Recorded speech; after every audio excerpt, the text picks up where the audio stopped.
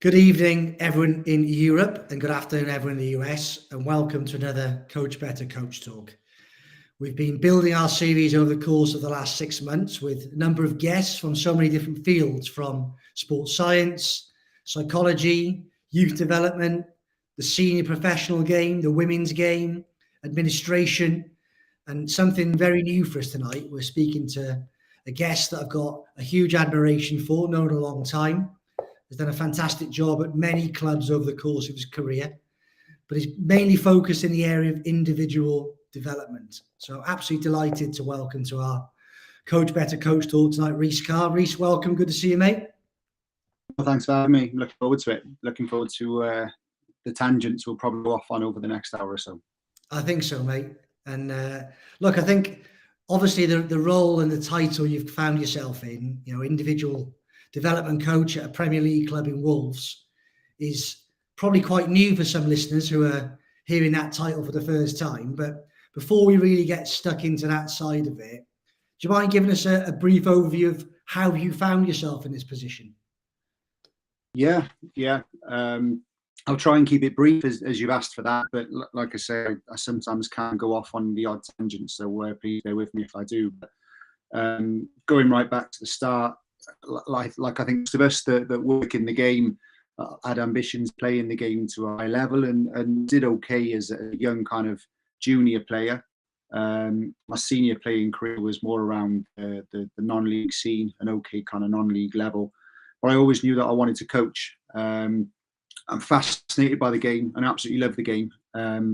So after initially having a few years kind of playing and a bit of part-time coaching, I thought, well, I want to do this full time. This is really where I want to get to. So the first thing I did was look down the route of education. I'm very aware I don't walk through a door in any building and have a gravitas straight away of like a Zidane would as a manager, or that aura of that player career. But I'm absolutely nowhere near that. So I wanted to get myself qualified academically, but also with experience as well on the grass. So I was lucky enough to be accepted onto a master's degree because of the level that I played the game at, and also some of the coaching that I'd done, which was a stroke of luck. And if I look back now, kind of 10, 15 years on, there's a lot of strokes of luck that happened probably in my journey. I could sit here and think it was, that luck and that was it. But believe me, there was hours and hours and hours of being on doors to kind of create that luck as well.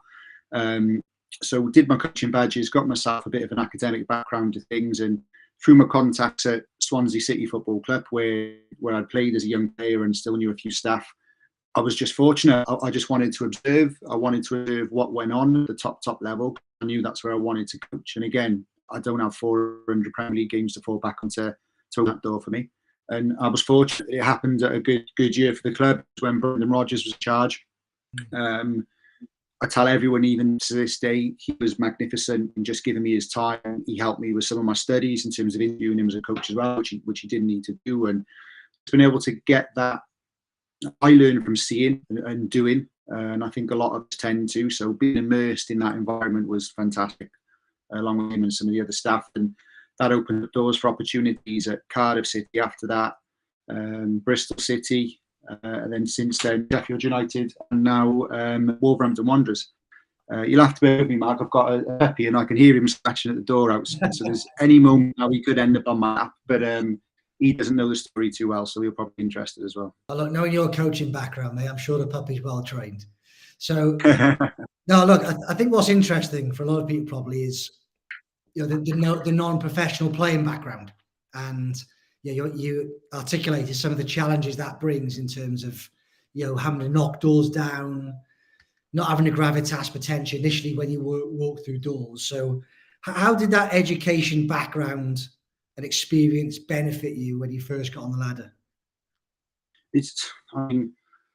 I make myself probably sound old now. It was different then. It's not that long ago, but it was different then. I look at some of the degree courses that are available for people now that want to learn and want to get experience, and there's so much opportunity in terms of the quality of the course. I think that people have been around the game have moved into academia now, so the course is a little bit more tailored to get into the game rather than just a generic sports course that people then up and find their own way.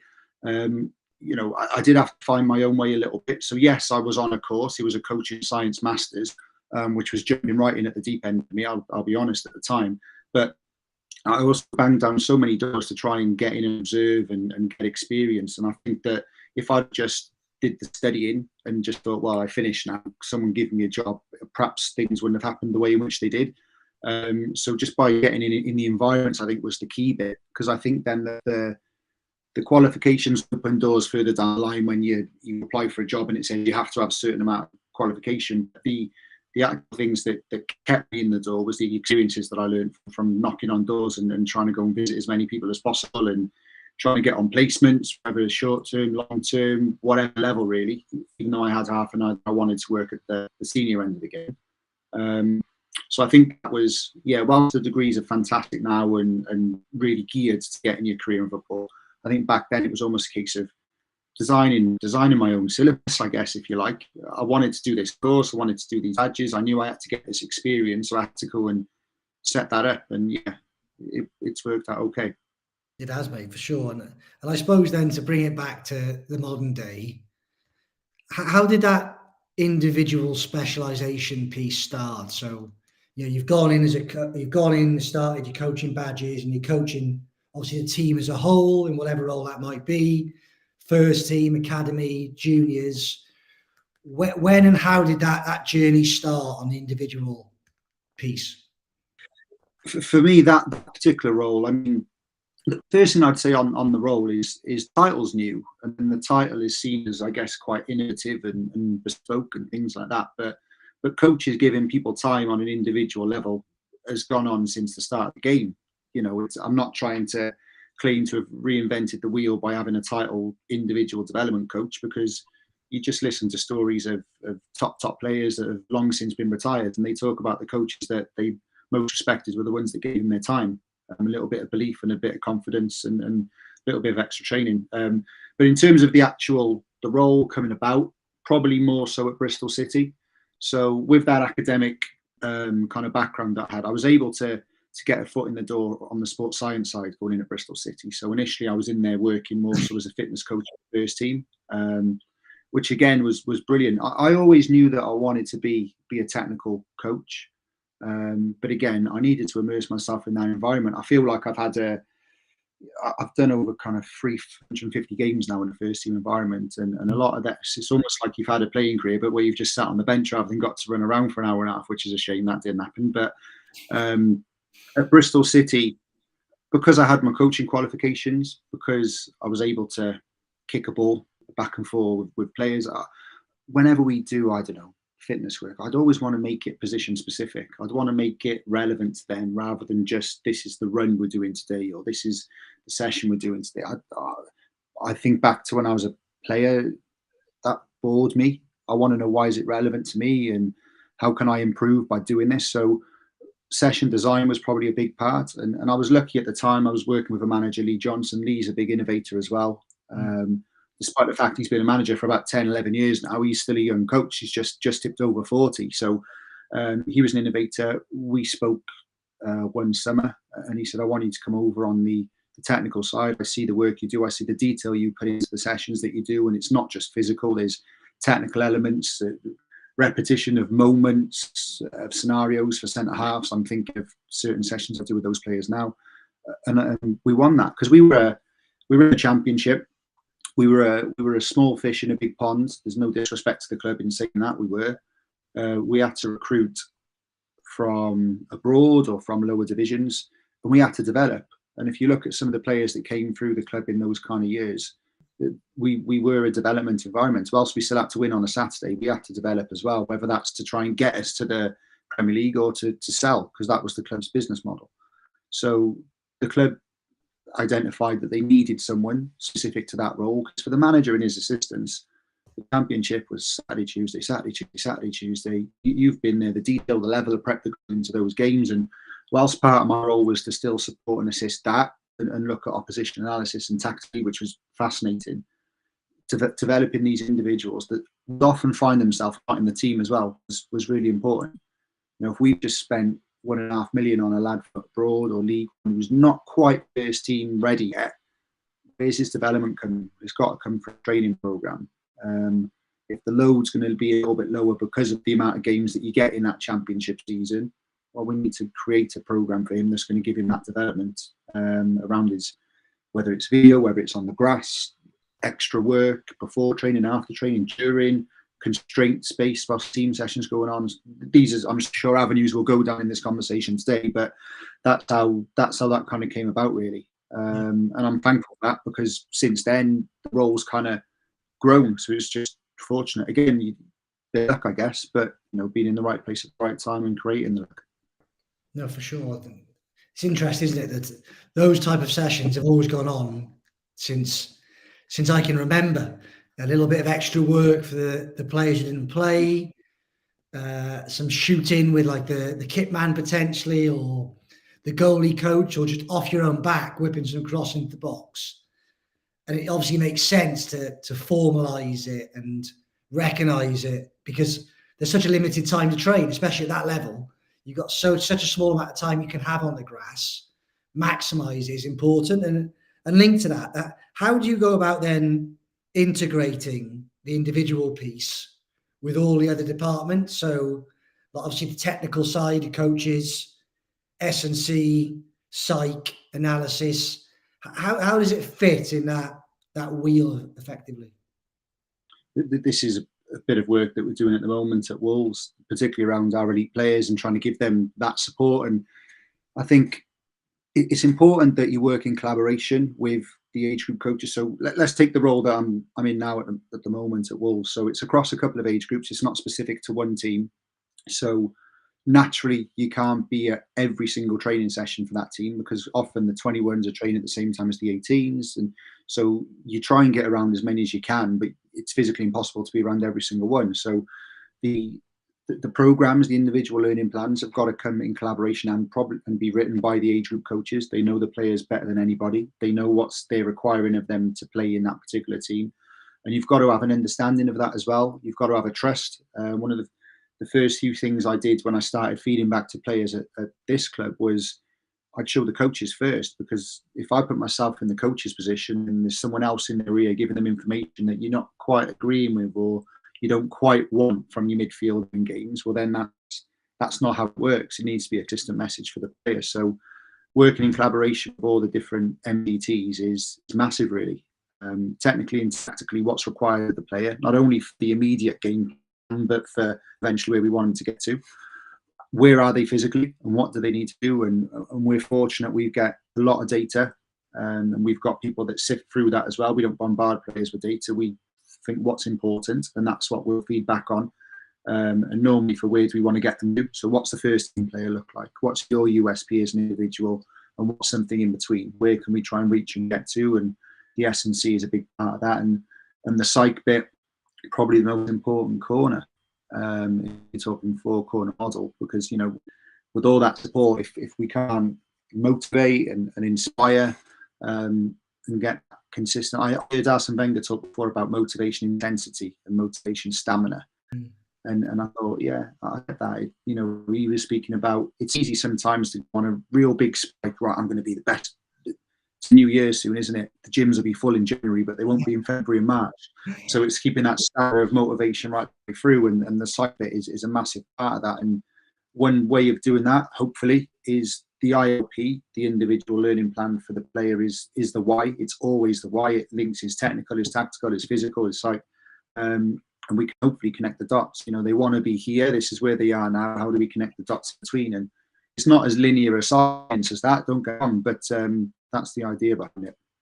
It makes sense. And then how did a club in this example, I suppose, I can imagine at times it can be conflicting around the club philosophy, the team way of playing, and then also within that, you've got individuals looking to continue to grow, continue to develop, particularly at the older ages where obviously results start to become an impact, and players being aware that there's always a set of eyes upon me.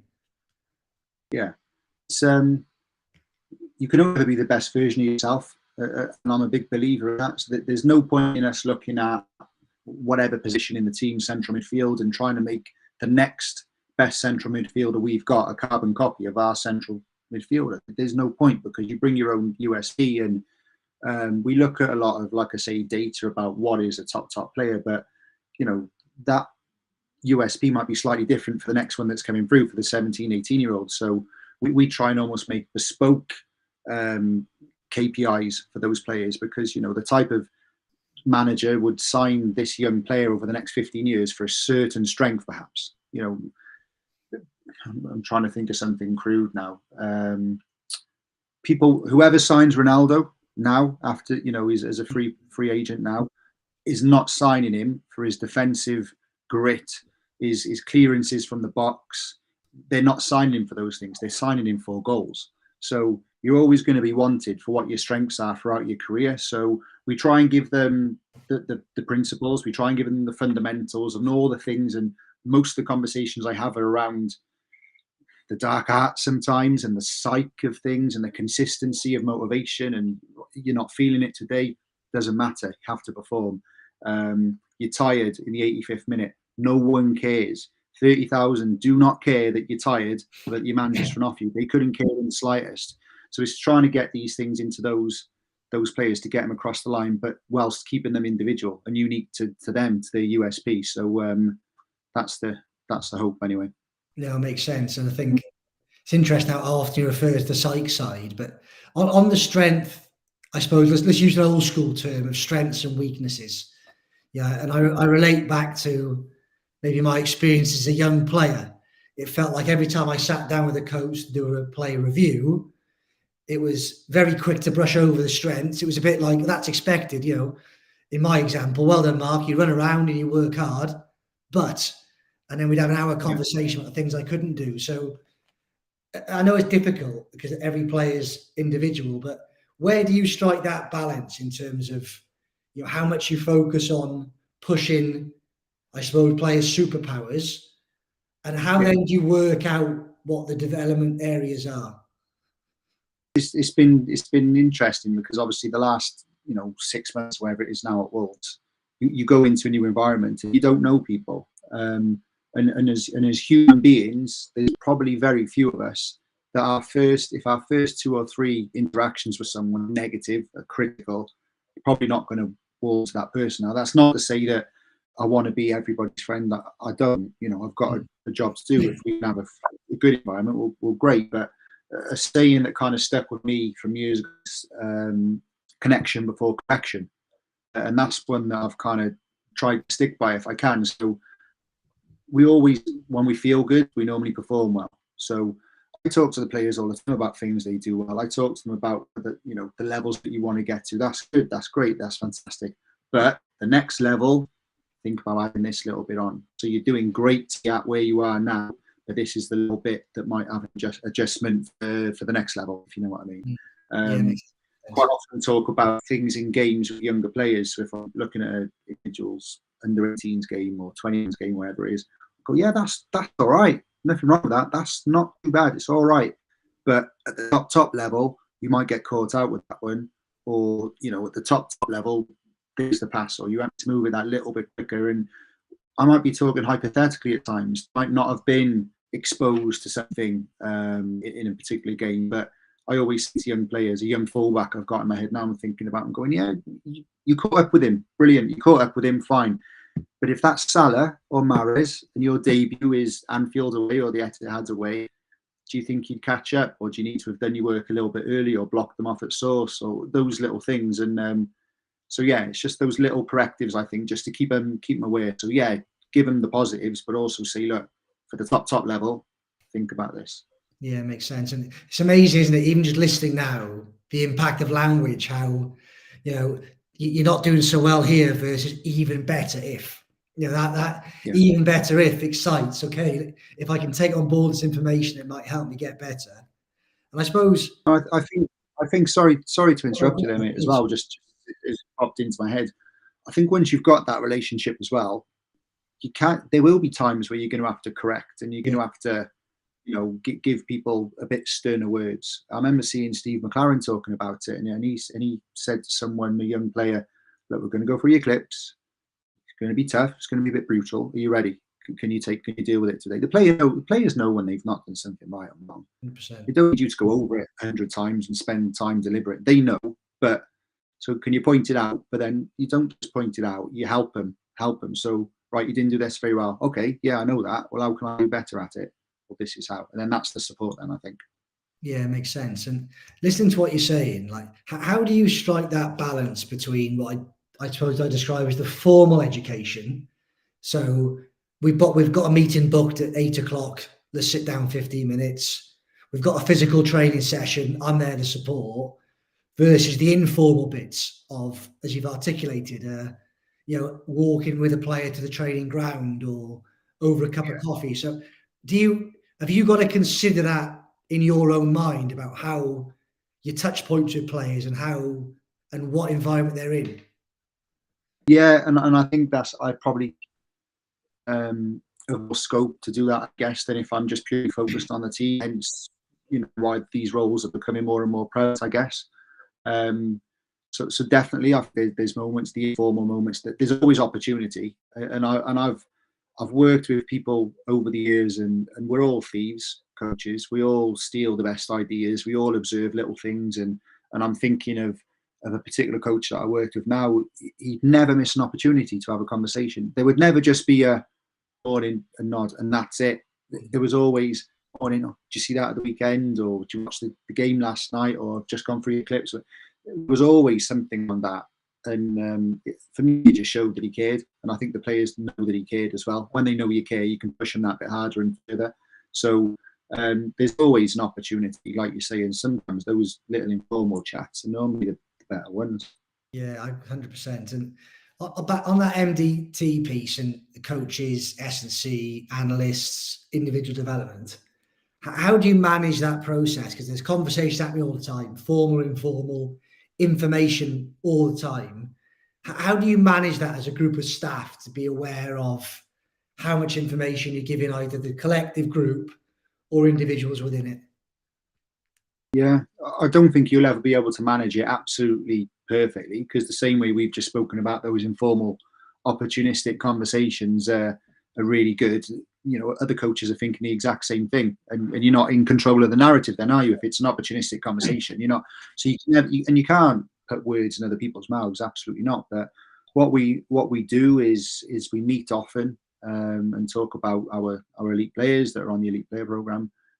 We talk about where we think they are in terms of performances. So the messages should well be consistent, because there's a lot of time, effort, and care that goes into their performances and their development plans with their lead age group coaches, with their physical team. It's something that we're due to go through this week now as well, in terms of assess where they are. How do things look at the turn of the year? Do we need to review that? Do we need to tweak this? How's he progressed on this thing? And I think that constant dialogue, without overkill, because no one wants to be in too many meetings. We'd all rather be on the grass. But that constant dialogue is important, and I think it just keeps things consistent then as well. Yeah, it makes sense. And while we're on this topic, got a question from Sarah's come in about, you mentioned around with all the NDT team and the use of the data.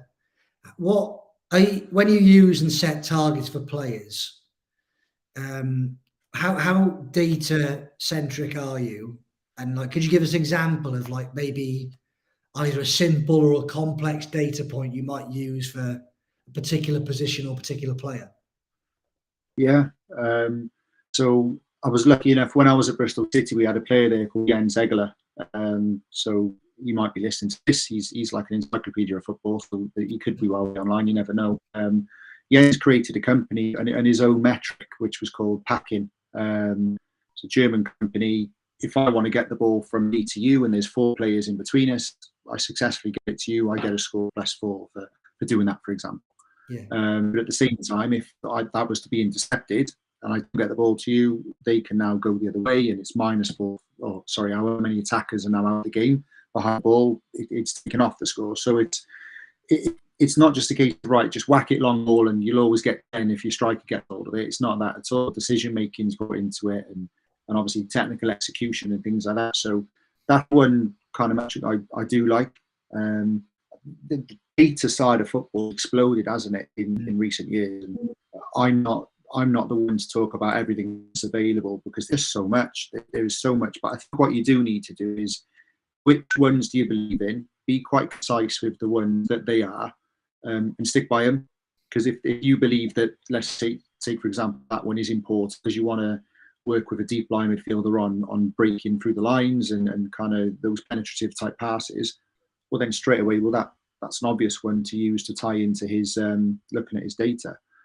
If you're looking at a fullback that keeps getting 1-2'd, well then there'll be ways of which to look at that as well. But I think you just look at your more concise ones. What you can't do, and what I'm conscious of is I'll never speak to a player and one week it's this, then the next week it's that, and then the next week it's something else, and that just causes confusion. If we're saying in his individual plan from the team coach, he needs to be better at this is what will get him there. Yeah. Well then, and there's a very clear KPI from data that aligns itself to that. Well, let's keep a track on that then for 6 months and see if he's getting better. Then comes back to the ILP always being the why. When we're setting up sessions or when we're challenging him within sessions and putting certain constraints on him, it's always back to the why. Well, we know this is what we're trying to get at. We're trying to get at this in your possession practices, in your small-sided games, or in your unopposed work and digging in mannequins, and you've got to break that line into there. So it's always coming back to the why, but it's only that ever one data set, so it's a consistent message. I think you pick your ones you can hang your hat on and stick with them for a period of time. Yeah, it makes sense. And then I suppose with that side of it, in your experience, what's been the reaction of players? Because obviously, like you mentioned at the start, individual coaching has always been there in its various different forms. It just hasn't been really formalised and given the structure you're now talking about at that level. So, what's it been like for you over the years when you first speak to a player? If that's the first point of contact, to say, look, how we're going to start to look at you in terms of a bit more of a laser focus on what you're doing. Has there been a variety in take up effectively from the players? I think now it's do myself a disservice here, but I think it's easier. I was going to say easy then, easier now, because young players that are coming through, they expect it and they almost demand it and they want it. And the introduction of the EPPP, which is, we're Welsh, but the English team can't take away the success that they've had over recent years. It can't be a coincidence that the whole player development model in the country has been revamped 10, 12 years ago, whatever it is now. And now we're seeing players, then they're consistently getting to latter stages of top tournaments. Whether you think that's success or not is not our webinar, mate. It's somebody else's. But the players expect it.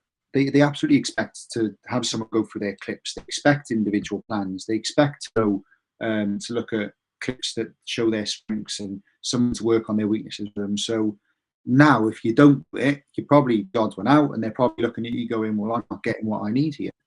Going back only a short amount of time, and I'm thinking about at Bristol City, we had a young winger from, and forgive me if anyone's seen me talk on this topic before, I use this example quite often, but we signed a young winger from Sweden for a couple of £1 million, and he wasn't in the team a lot, but we knew that he was going to be in the team the next week because someone was suspended or whatever.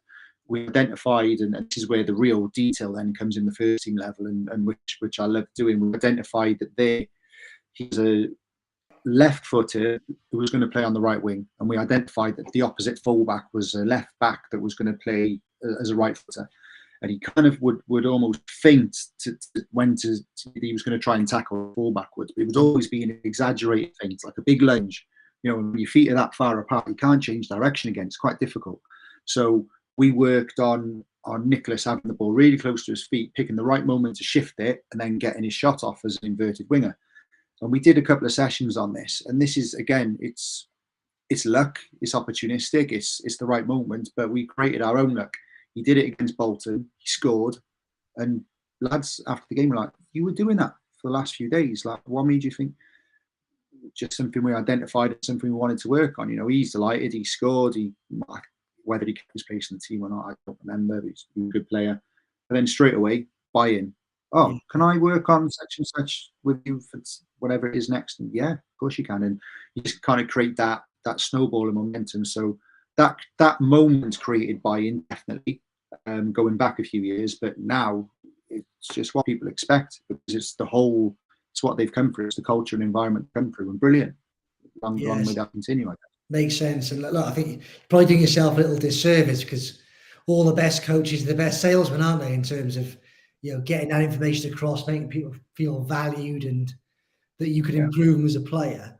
And I suppose linked to that, I got a question again from Mark here now around link that EPP really, but we've spoken a lot about the elite end really, like the under 23s, 18s, first team.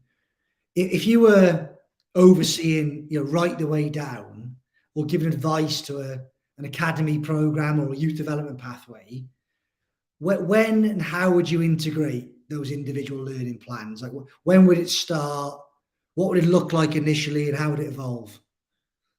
It's interesting. We've adopted this model, not we as in I did. I've just come to it now, and I'm lucky enough to be a part of it at Wolves. But the club decided to go with this model whenever they decided a year ago, and we filled a couple of positions now, and we have a version of me that works with younger players. And Watter's fantastic. He's absolutely brilliant with them. And we were talking about pretty similar to this the other day. He's been doing a lot of weak foot striking with one player. He was telling me this, that, and the other. When should I move it on? And we were just having a debate, just talking football the other day, and I just feel like you just need to give them the fundamentals to then be able to go and have a career. I look at some players that are getting towards the business end now, and the fundamentals of getting the detail right on a safe side pass, it's not there. It's not there consistently enough with enough players often enough. It's just not, and that's not to put down any work that's gone on before. Absolutely not. But so we were talking about all this kind of level of detail and thought process that goes on in terms of little Johnny's ILP and giving him the work that he needs and so on and so forth. But actually, in terms of the journey, the players are only ever passing through. So if we can just give them the right fundamentals to then hopefully be able to go on and have a career, great. And ultimately, in 10 years' time, when he looks back at the individual work he was doing when he was 11 or 10 or whatever it is, all he'll say is, "Oh yeah, remember when we used to do all that work on my left foot?" He won't remember the session plan that you did on a Tuesday and the angle of that shot and this, that, and he won't. He'll just go, "Oh, remember when we used to do that for hours?" And it'll be one strap line. So I think we just need to give them the right fundamentals. Now, fundamentals can be interpreted, but just in my opinion, whenever you talk about players, a team is a blend of players that can either stop goals, create goals, or score goals. And if we can give them the fundamentals to be able to receive the ball, pass the ball, and then do one of those three things, we've probably got a little bit of a chance. So yeah, really dumbing it down, I know, but let's not reinvent the wheel here. Let's just try and give them the basics to be able to go and have a career. And then the mentality side. Yeah, it feels also like a nice balance that, I can picture myself as a young player. I'm starting to hear things like width and depth and being compact and overload and transition. I can imagine it's just quite reassuring to have someone on your shoulder saying, "Don't forget to scan," or, how was your first touch over the course of the last training session or game? Just again, those fundamentals you talked about. And I suppose linked to that then, on the training side of it, how does your role sort of play out? So if we look at training, say in a plan, do, review model, how do you specifically fit into those three processes? What's it look like from your end? Well, firstly, I like being on the grass rather than behind a computer more so. So I'll always kind of make myself available. I can only talk about my own role. There's a few of us doing this now, and it's not to say that anyone else that's doing it differently is doing it wrong and I'm doing it right or anything like that. And just talk about how I approach it. I'll tend to look at my schedule and players. Sometimes they play up, sometimes they play down, wherever it might be, or play age groups, wherever it is. So I'll tend to look at what's the plan for the player that's been decided. Where are the ones that I'm kind of designated to work with, i.e. the ones that we've got really good hopes for. And I'll try and pick my schedule around that week and then speak to the team coaches and say, right, you've got 5 elite boys and they're going to be in this session. I want to get around it. If whatever you need from me, I'm there. And I'll just go and assist that age group on that day, really, if you like. So, I like to think I've earned trust now and I have where the coaches will say, right, we're doing some unit work today. Can you take the strikers? And straight away I'll go, right, well, I've got 2 elite strikers in this group. The session needs to be around what they need to be better at. Let's design something for this group that we've got. So you don't just work with the ones you designated. You might have 11 players in that group, wingers and fullbacks, and getting some exciting cross patterns going on and things like that. And so you've got loads of players in there, but you're just designing it around the ones that you kind of know that need that particular bit of work. So that's how I'll tend to do it. I'll get in at the same time. I'll do the planning process with them. If I'm not precious, if the managers or the coach has gone, right, no, this is what I need to do today. We haven't got a lot of load because we played 2 nights ago. We've got another game in 2 days' time. We need to do this to prep for the game. Fine. But we're going to do this possession, blah, blah, blah. Right. Well, if you're doing that, I'm going to get myself in and around the deep midfielder that I'm thinking of that needs to be better at scanning, not getting dispossessed at times when he gets pressed from his blind side. And I work with him on that. Or can we think about maybe chucking this one constraint in for him? So the session's still the same, but we're still getting learning and development for this individual within it, if you like. So that's the way I'll try and tend to do it. And then if we've got enough load to play with the players because it's the right time within their week, right, come on, there's a few of us going to do a little extra. You got to have a culture of doing more. When I was at Sheffield United, particularly, there was half past 7 in the morning finishing sessions for strikers and the idea was, well, whilst other kids are still in bed, you're getting better. You can't have culture of the wash bags under the arm, 1 o'clock, and you get off with the same time as the first team. Because if the gap between you and your fellow you're competing against to the first team's that, you do the same amount of training, the gap will just mean that. You have to do more and go above and take them over. Basically, you're trying to take their shit off them. You want their contract, and vice versa the other way. They know you want their contract, and they've already got their thing, and they're keeping you out of the way. So you got to do more, definitely. And that's the way that I'll try and do it. Like I say, it's always around the lead coach of the team, and I think earns a little bit of buy-in and interest from them as well, because they know you're there to support not only the team but the individuals within it. Definitely. I think it's that question of like, what are you doing different or better, or different and better than the other person, will always give you that little edge. I suppose linked to that and going backwards a bit, really, what would your advice be to start? So like, I'm an under 14 coach of my team, and I'm listening to this and thinking, yeah, I'd love to like integrate some individual development into my work. What would your like suggestion be on where do I start? Because I'm thinking I've got 16 players, I've got enough to worry about with the team. What would your advice be on like where to get started and how to get started? Well, if you've got 16 players, decide which ones that are going to give you the best bang for your buck to give the work to. And it might not necessarily be your best one. By improving your worst one, it might help then, because your team's only as good as its weakest link, that old phrase, things like that. Obviously, it depends what level that you're working at. But I spent hours, and I still do, and because I'm a football geek, a lot of us are. We love watching football, we love studying it, we love looking at the detail. I've seen some of your posts recently, mate. The level of detail is fantastic. Study it, know it in real depth. It's like the iceberg. What's underneath the water, hopefully, can be your knowledge base. When you deliver it, it's short, it's concise, and it's really it's delivered in really.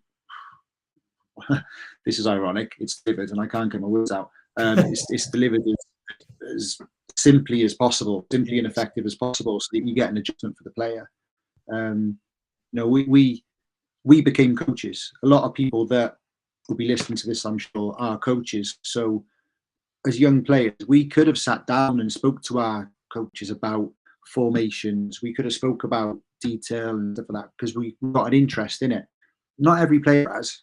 Absolutely not. Yeah. Some of them couldn't care less about it.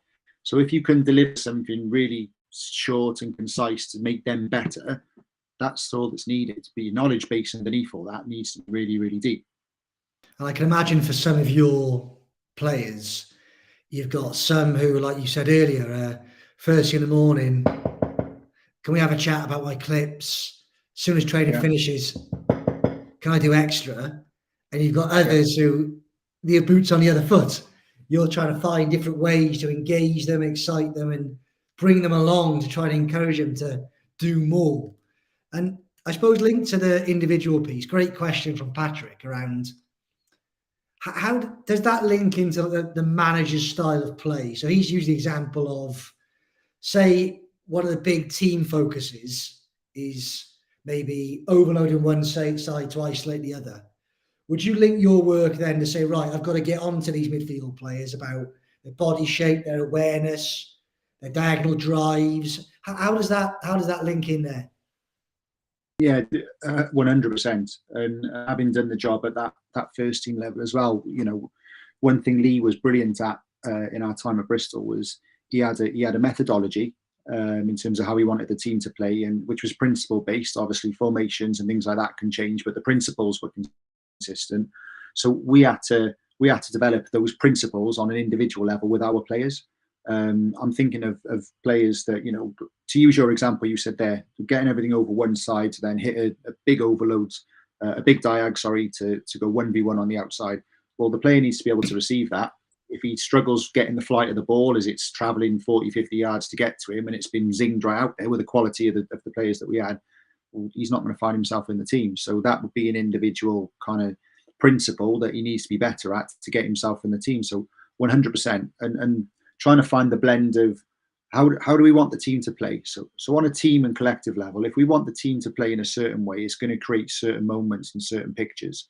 And if you're quite good at coaching the team, you're going to get more of those moments as well.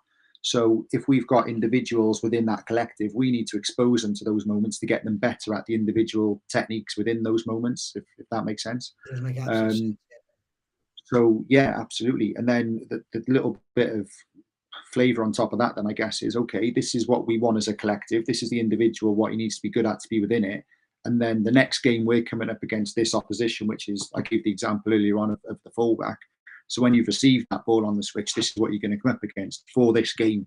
So this might happen. It might not, but it might. And you might just get yourself a little advantage by being prepared and ready for that as well. We're not reinventing the wheel. Managers have been preparing teams for this for years and years and years, but I guess you can really focus in on that level of detail if you've got someone with this quite bespoke role and responsibility, I guess. Yeah, I suppose a good time to link into another one of the points Sarah's made around, obviously the World Cup's got at the moment, and I can imagine, like me, you're watching lots of games and you're seeing different things happening. What's your sort of view on, players using elite players or clips from elite players or their role models to help educate them in terms of their own individual development? I'm a fan of it. I like it. I think it's good. I think it can highlight, runs in behind sometimes. Like I sound like a dinosaur now. You need to run. You need to run. You're not running. Get in behind. Like make runs that affect the back line, and whether it's you're going to receive it or not, make runs to get behind. But then don't just go in a straight line. Double movements, the stop-start runs, the taking the defender this way because you want to nip across the front of him. All these little things. The top players do it, and if you can always clip up and kind of back up what you're saying to a player in terms of his development and his learning. You can always clip those things up. I think sometimes if you're showing movement, or if you're showing, I love the dark arts, like the nudges and the blocks. Because they don't. I don't think that young players are so honest. Like I was slow, so perhaps this is why it's important to me. But why would you want to get in a side-by-side race with someone, particularly when they're really, really quick? Why don't think that it's a case of getting from A to B and who can get to the ball first? Can you run across their line first? Can you get an arm across them? Can you impact them or affect them in some way?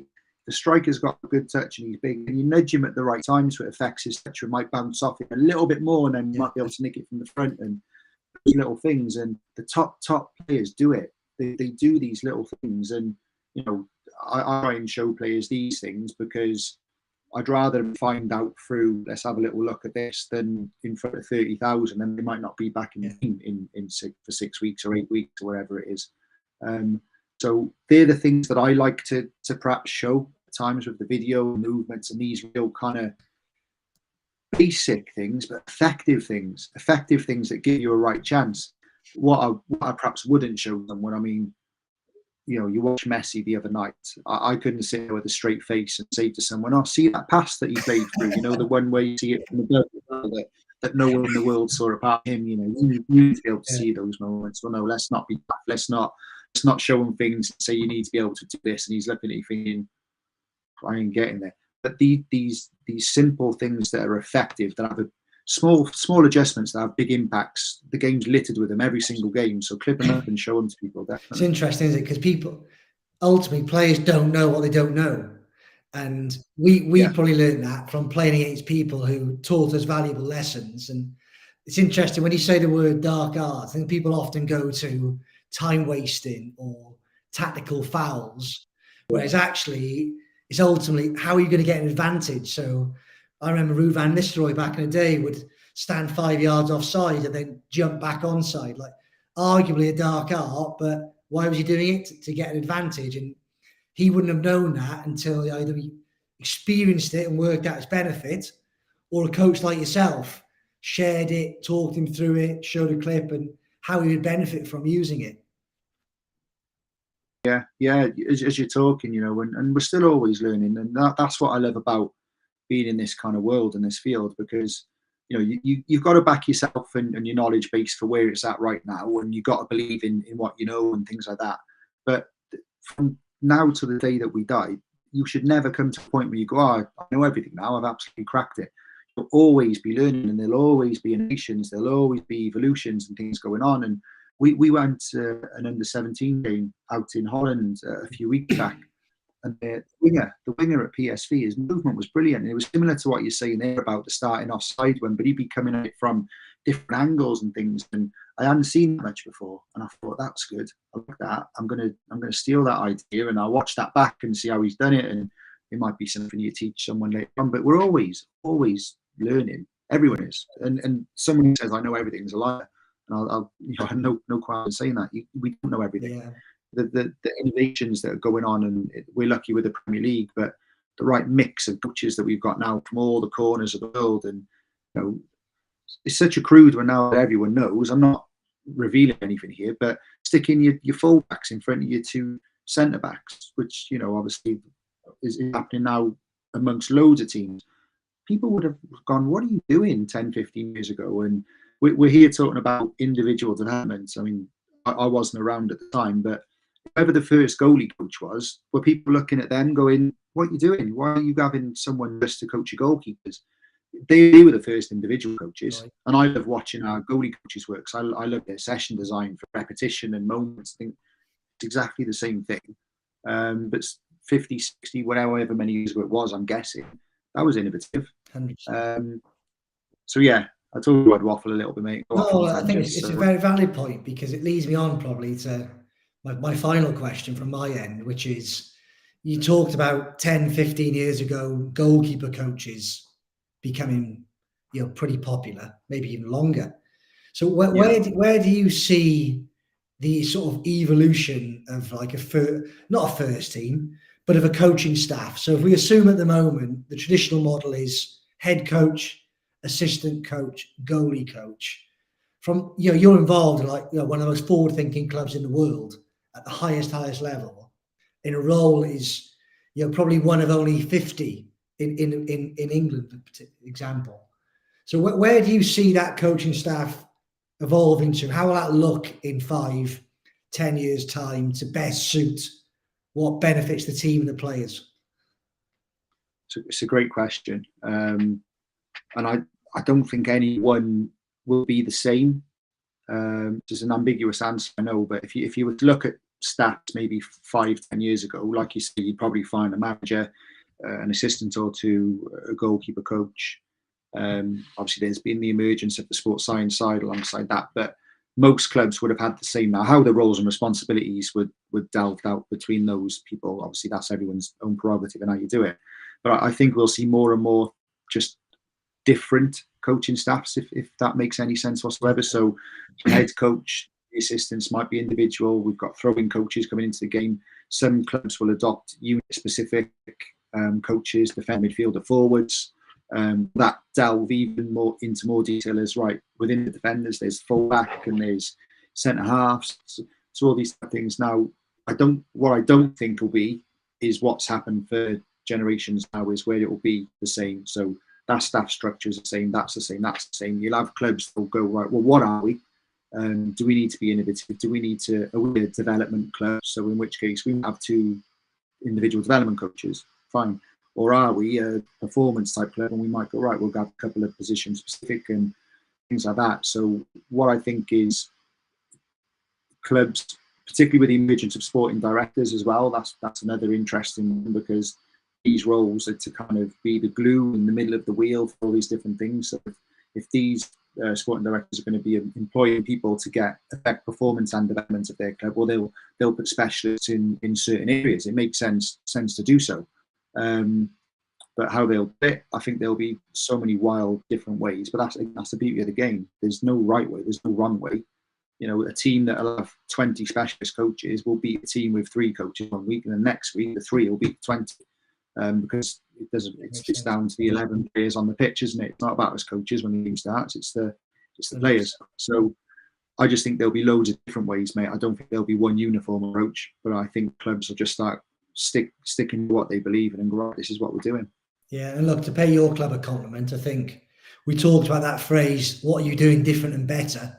And probably Wolves, Brentford, Brighton, off the top of my head, would be 3 great examples of clubs who not so long ago were middle of the road championship clubs, where you couldn't even see them being a Premier League club, let alone a competitive Premier League club. So clearly they've done something alongside some investment, which is different and better than the opposition, that's allowed them to get where they are. Look, I think honestly this has been a unique insight. If you knew it would be, that you're working at a club that is at the forefront of development and multi-club models and international models, competing at one of the most difficult leagues in the world, and you're playing a key role. So I can't thank you enough, honestly, to give everyone such an insight into what you're doing on a daily basis, mate, and how it looks. And what I think's been super helpful is how you've translated it for so many different age categories. I feel you've given us a real insight into, if I'm just starting out on my coaching journey, some tips and tricks to work with my players, right the way through to if I'm working at the professional level, how I integrate with my coaching team, my MDT team, to bring that to life. So can't thank you enough, mate, for your time. It's been super, super informative. No, thanks for having me. I think, the one thing I'd add, I'm really lucky at, you mentioned, the work and that's gone on at Wolves. I've only been a part of this club for a short space of time. There's people that have been here for a long, long time and have put those things in place. So I'm just coming into it as a newcomer, and hopefully I can take it on a little bit and leave it in a better place than when I found it, which is our job all the time. But it's far from just being the individual development coach that develops individuals. There's so much that goes on at the club, from the age of coaches, the academy manager, heads of player development, heads of coach, all these people. And that's one thing that I really like about where I am now is everyone really, really cares. There's good people first and foremost in a good environment. So that's more, I think, a compliment for all the stuff that's gone on before, mate, because it's a really good place to be. So I'm grateful for being there, and grateful for having the chat tonight. Yeah, honestly, real pleasure. We're so glad you joined us, mate. And thanks so much, Rhys. And just a reminder for everyone listening that this will probably be our last coach talk before, as you can see in the background, my Christmas tree. We all enjoy a lovely break for Christmas, but in the new year in January, we're venturing stateside. So we've invited a guest who's been a head coach and current assistant coach at a top NWSL club. So looking forward to hearing their insights of how they've experienced that level and what they're looking to adopt. So at this point, after thanking Rhys for his time, just on me now to wish everyone a happy Christmas, and we look forward to seeing you all in the new year.